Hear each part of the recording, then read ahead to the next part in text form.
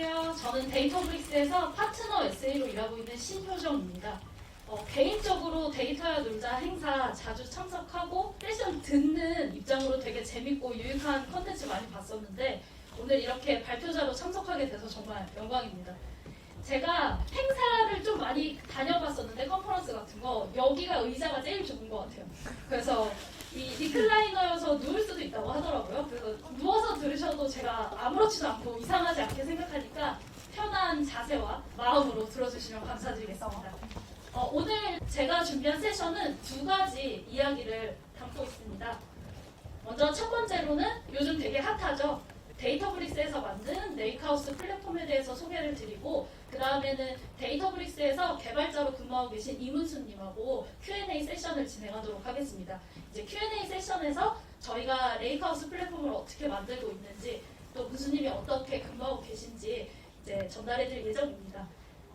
레이크하우스 플랫폼을 소개하기에 앞서서 데이터브릭스라는 회사가 어떤 회사인지 이제 간단하게 한번 말씀을 드려볼게요.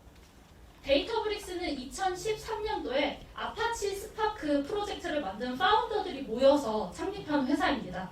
그래서 이제 몇몇 분의 파운더들이 모여서 회사를 창립하고 그 데이터 분석 그리고 AI 유즈 케이스를 하나의 플랫폼에서 할 수 있는 레이크하우스 플랫폼이라는 걸 이제 처음 만든 회사고요. 현재 전 세계적으로 7,000개가 넘는 기업들이 이제 사용을 하고 있는 플랫폼입니다.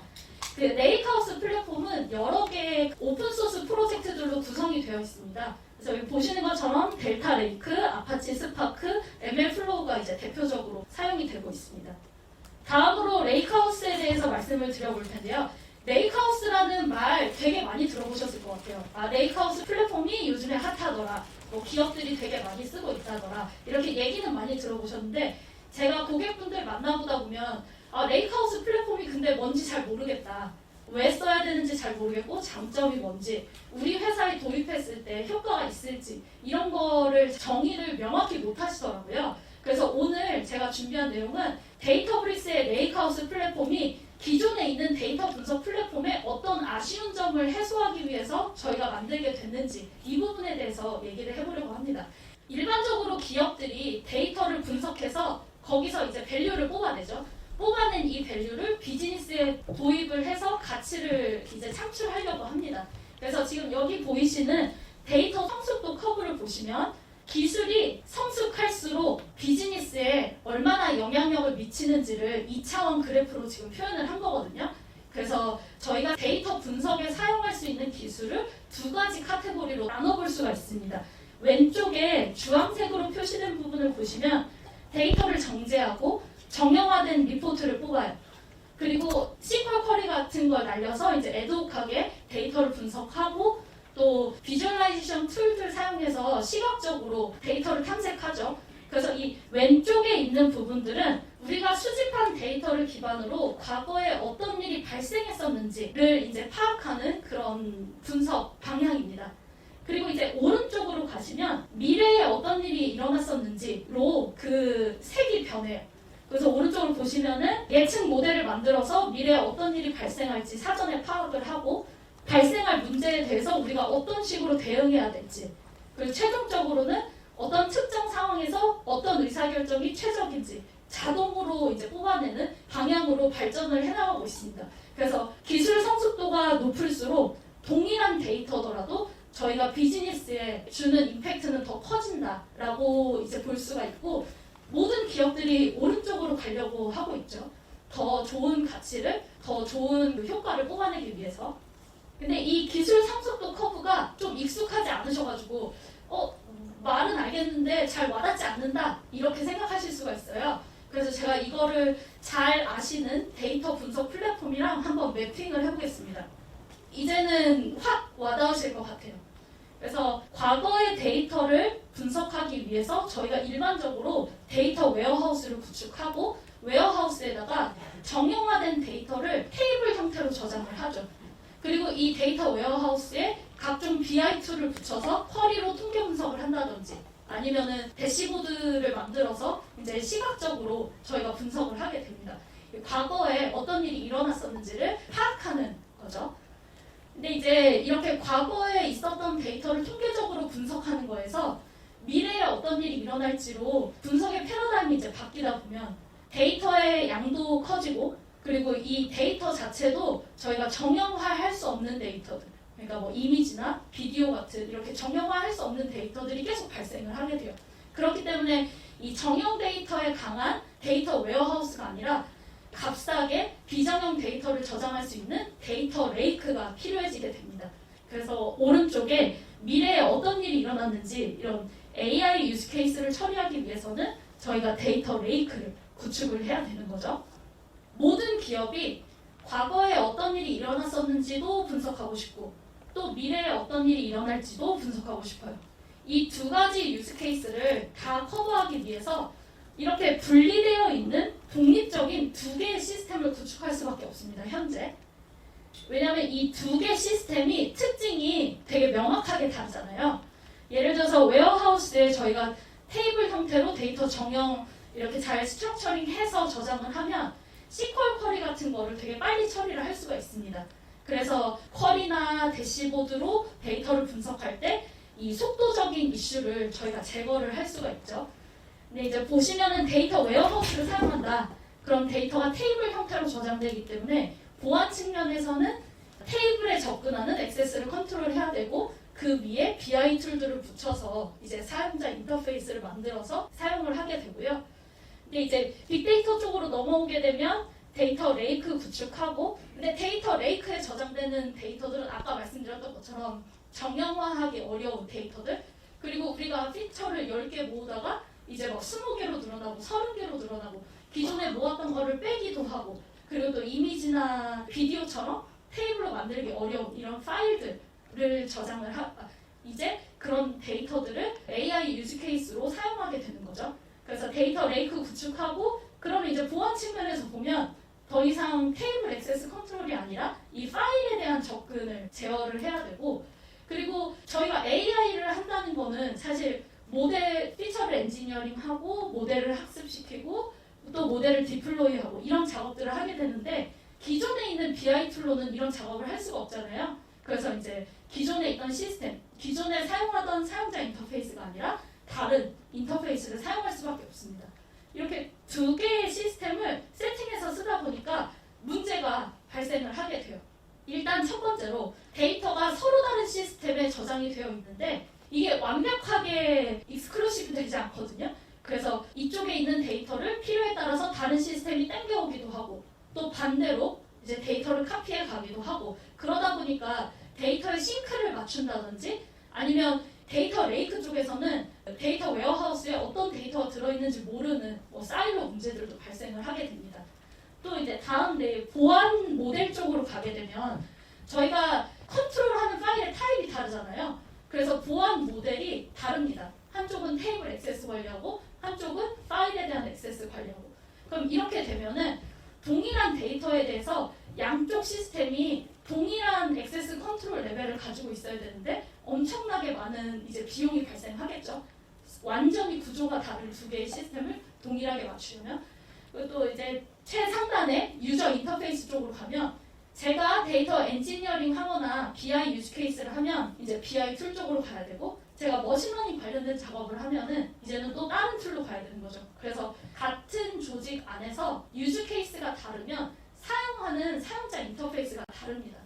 이렇게 사용하는 사용자 인터페이스가 다르면 문제가 이 직원분들끼리 서로 커뮤니케이션 할 때 사용하는 언어가 다르다 보니까 비용이 많이 발생하게 돼요. 효율도 좀 떨어지게 되고 그래서 이렇게 데이터 웨어하우스 과거 데이터 분석하고 또 데이터 레이크 미래 데이터 분석하는 두 개의 시스템을 구축했을 때 되게 다양한 문제가 발생하더라 라는 거를 이제 저희가 알게 됐고 그래서 이제 데이터브릭스에서 레이크하우스 플랫폼이라는 걸 만들어 보자 라고 하고 만들게 되었습니다. 데이터브릭스에서 만든 레이크하우스 플랫폼은 데이터 웨어하우스와 데이터 레이크를 하나로 통합하는 통합 플랫폼이라고 생각을 해주시면 될 것 같아요. 그래서 데이터를 저장하는 공간도 하나 그리고 데이터 저장된 자산들, 에셋들에 대한 그 보안 모델도 하나로 통합된 유니티 카탈로그를 사용하고 그리고 최종적으로 유저들이 사용하는 인터페이스도 저희가 하나로 만들었습니다. 그래서 특히나 보안 모델에서는 제가 앞에서는 뭐 파일에 대한 액세스 컨트롤, 테이블에 대한 액세스 컨트롤 여기까지만 말씀드렸는데 이 레이크하우스 플랫폼 같은 경우는 머신러닝 하시는 분들도 사용하는 그 플랫폼이어서 이 안에 모델이나 저희가 엔지니어링한 피처 셋이나 이런 것들도 다 액세스로 들어있어요. 그래서 이런 머신러닝 모델이나 피처 엔지니어링 된 결과도 이렇게 액세스 컨트롤을 하는 그 보안 모델을 저희가 제공하고 있다라고 생각을 해주시면 될 것 같습니다. 데이터브릭스에서 레이크하우스 플랫폼을 만들 때 저희가 이렇게 세 가지 목표를 가지고 개발을 해나가고 있는데요. 먼저 첫 번째로는 앞에서 계속 말씀드렸던 심플입니다. 이렇게 막 이분화된 시스템을 동시에 가져가는 게 아니라 하나로 통합된 데이터를 저장하는 공간 하나, 보안 모델 하나, 그리고 사람들이 사용하는 유저 인터페이스 하나 이런 식으로 이제 저희가 지향을 하고 있고요. 두 번째로는 데이터브릭스는 퍼블릭 클라우드 위에서 동작하는 플랫폼이거든요. 그래서 저희는 3, 4 퍼블릭 클라우드 다 지원하고 있고 데이터브릭스를 어떤 퍼블릭 클라우드 위에서 이제 구동을 시키시더라도 거기서 제공하는 사용자 UI나 기능들이 다 동일합니다. 그래서 요즘에는 기업들도 그 퍼블릭 클라우드를 되게 여러 가지를 동시에 쓰시잖아요. 근데 어떤 퍼블릭 클라우드를 몇 개를 사용하든지 데이터브릭스를 사용하시는 분들은 그냥 데이터브릭스 사용법만 알면 돼요. 뭐 A라는 퍼블릭 클라우드 쓸 때는 다른 걸 공부해야 된다든지 또 다른 클라우드에서는 이 기능이 뭐 다른 서비스라든지 이런 식으로 그 일관되지 않은 환경이 아닙니다. 그래서 되게 일관돼 있어서 한 번만 공부하면 된다라고 생각을 해주시면 되고 마지막으로 그 오픈인데 제가 봤을 때는 되게 강조하는 목표 지향점인 것 같아요. 데이터브릭스는 사용하시는 분들이 데이터브릭스 쓰다가 떠났을 때 지금까지 분석한 걸 다 잃는 이런 이제 벤더 락인되는 거를 별로 원하지 않습니다. 그래서 데이터브릭스를 사용하시다가 중단하시더라도 제가 아까 앞에서 말씀드렸던 것처럼 뭐 델타 레이크나 ML플로우나 아파치 스파크나 다 오픈소스 버전이 있기 때문에 데이터 분석하는 플랫폼을 직접 구축해서 사용하실 수 있어요. 계속해서. 근데 이제 아시다시피 이렇게 구축을 해서 사용한다. 그러면 엔지니어분들이 굉장히 힘드시겠죠. 그래서 저희 플랫폼을 쓰시면 되게 편하게 환경 구축을 하실 수 있고 이런 관리도 저희 회사에서 다 그 전문가들이 해주기 때문에 좀 편하게 데이터를 분석하실 수 있을 겁니다. 제가 앞에서 이 레이크하우스 플랫폼이 데이터 웨어하우스나 데이터 레이크를 통합해서 하나의 플랫폼으로 양쪽을 다 커버할 수 있다라고 말씀드렸는데 이게 기능적인 부분에서 통합이 아니라 성능적인 면에서도 되게 뛰어난 결과를 보여주고 있어요. 그래서 성능적인 면에서도 문제 없다라는 거는 저희 회사에서 주장하는 건 아니고요. 되게 공신력 있는 기관인 가트너에서 데이터 웨어하우스 쪽 그리고 머신러닝 쪽 이 두 개 섹터에서 데이터브릭스를 리더로 인정을 해주고 있습니다. 그래서 이거 보시면은 클라우드 네이티브 벤더 중에 그냥 유일해요. 이 두 가지 섹터에서 이 플랫폼을 다 쓸 수 있다. 그리고 성능도 괜찮다라고 이제 말해주는 게 그렇기 때문에 저희는 하나의 레이크하우스 플랫폼에서 양쪽 유즈 케이스를 사용하시는데 이제 문제가 없다라고 말씀을 드리고 있습니다. 데이터브릭스를 설치를 해서 실제 사용하는 유저 입장에서는 웹 기반의 사용자 인터페이스를 사용을 하시면 돼요. 그래서 이제 네트워크나 브라우저만 있으면 언제 어디서든지 그 데이터 엔지니어링이든지 머신러닝이든지 이런 작업을 하실 수가 있는 장점이 있습니다. 그리고 모든 분들이 어떤 유즈 케이스든 어쨌든 이 화면으로 들어와서 작업을 시작하게 돼요. 그래서 뭐 공유하거나 소통할 때 훨씬 그 비용을 줄일 수가 있습니다. 제가 간단하게 데이터브릭스 아키텍처를 그렸는데 좀 복잡해 보이지만 데이터브릭스를 클라우드 플랫폼 위에서 구동하는 사스 서비스다. 이렇게 생각을 하시면 조금 이해하시기가 좋을 것 같아요. 그래서 퍼블릭 클라우드 쪽에 어카운트가 두 개로 나눠져 있는 걸 보실 수 있어요. 이제 제일 오른쪽에 유저는 아까 앞에서 보여드렸던 그 UI에서 모든 작업을 다 해요.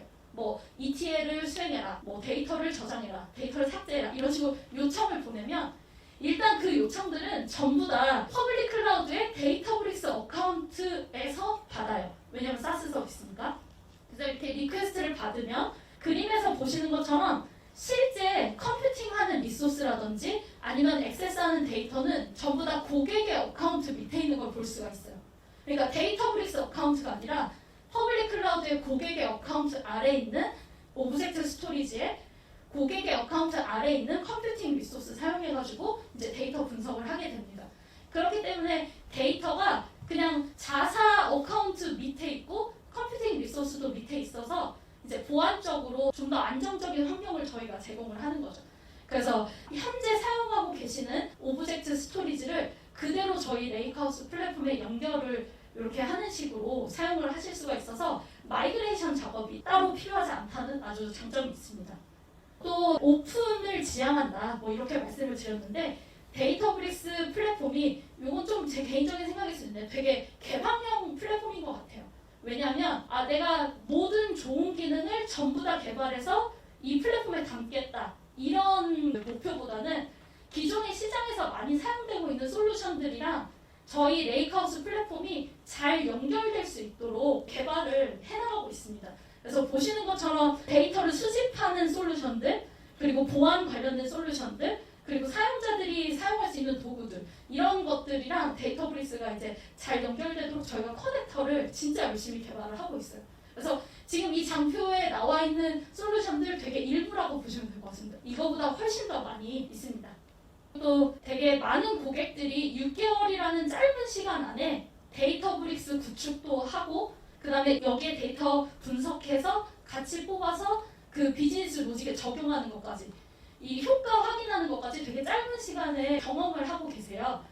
저희 회사에서는 고객분들이 이 플랫폼을 잘 사용하실 수 있도록 스스로 공부할 수 있는 매트리얼도 굉장히 많이 제공을 하고 있고 또 국내에 실력이 검증된 파트너사들도 많이 있습니다. 그래서 프로젝트 지금까지도 성공적으로 구축했었고 또 이제 계속 지금도 구축해 나가고 있습니다. 마지막으로 데이터브릭스 엔지니어분들이 프로페셔널 서비스도 제공을 하고 있습니다. 그래서 혹시 데이터브릭스 도입에 관련해서 추가적으로 궁금한 부분이 있으시면 여기 아래 있는 이메일로 문의 주시면 더 상세하게 답변 드리도록 하겠습니다. 그래서 여기까지가 제가 준비한 레이크하우스 소개 내용이었고요. 지금부터는 데이터브릭스 본사에서 개발자로 근무하고 계신 이문수님하고 같이 Q&A 세션을 할 건데요. 문수님은 사실 지금 미국에서 일을 하고 계시고 이번에 한국 방문하시는 일정이 딱 데이터 연구자 행사랑 이렇게 겹쳐서 운 좋게 모실 수 있게 되었습니다.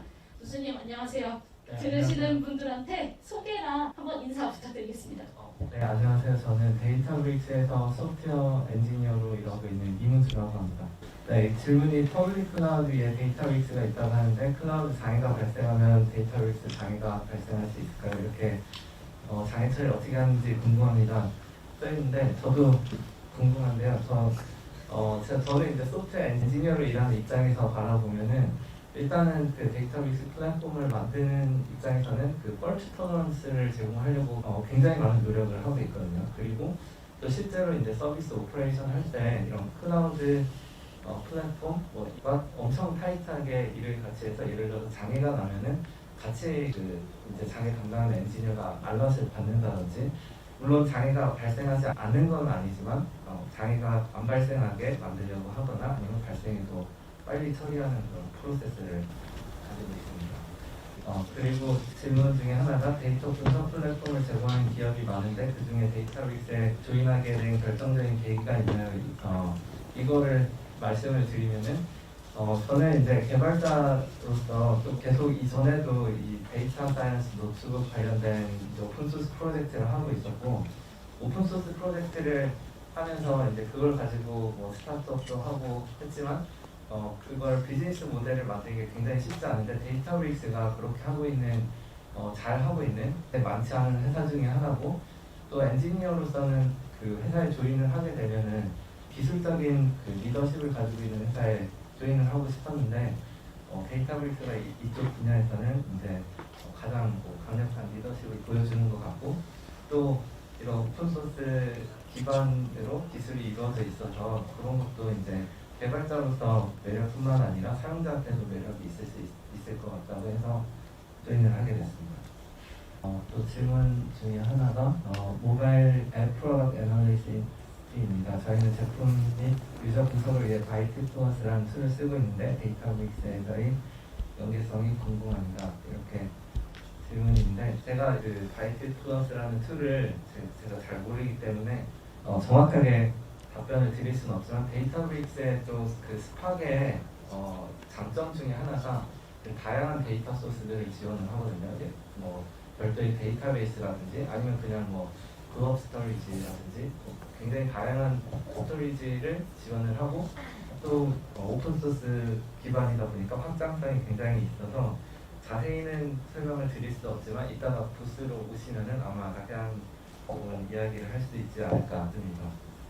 그리고 또 데이터를 전문으로 다루는 직원이 없는 상태에서 PM으로는 데이터 BI까지 구축해서 활용하고 있는데 향후 매출 예측을 위해서 데이터 레이크하우스 도입을 하면은 러닝 커브가 얼마나 있을지 또 담당 직원이 필요할지 이렇게 질문을 주셨는데 러닝 커브가 뭐 기존에 이제 BI 툴을 사용하셨으면은 제 생각에 처음에는 아주 큰 러닝 커브 없이 어느 정도 할 수 있는 작업이 분명히 있을 것 같아요. 왜냐하면 데이터베이스가 그 스팍 이런 API로 노트북에서 뭐 코드를 쓰고 이런 부분뿐만이 아니라 이렇게 BI 툴이 제공하는 기능도 그대로 또 제공을 하거든요. 그래서 대시보드도 만들 수 있고, 뭐 알럿도 생성을 할 수 있고, 마우스 클릭으로 뭐 시각화도 할 수 있고, 그래서 기존의 BI 툴을 사용하셨으면은 데이터빅스에서 거기에 해당하는 기능이 있어서 바로 그거를 사용할 수도 있고, 또는 기존의 BI 툴을 데이터빅스에 연결해서 사용할 수도 있거든요.